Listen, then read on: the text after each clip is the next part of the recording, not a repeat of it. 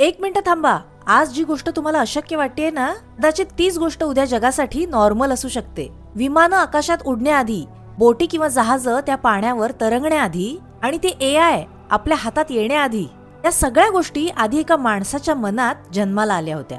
म्हणजेच प्रत्येक मोठ्या वास्तवाची सुरुवात ही एका छोट्या कल्पनेतूनच होते. तुमचं सबकॉन्शियस माइंड हे सतत तुमचे विचार, अनुभव आणि विश्वास यांच्याशी काम करत असतं. तुम्ही जर वारंवार स्वतःला सांगत राहिलात की हे माझ्याच्यानी होणारच नाही, तर तुमचं मन मर्यादा, लिमिट्स म्हणजेच कारण शोधायला लागतं.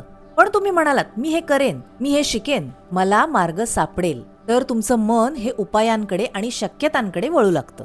फक्त विचार करून काहीच होत नाही. विचार अधिक विश्वास, अधिक कृती, अधिक सातत्य, यातूनच कल्पना वास्तवात उतरते.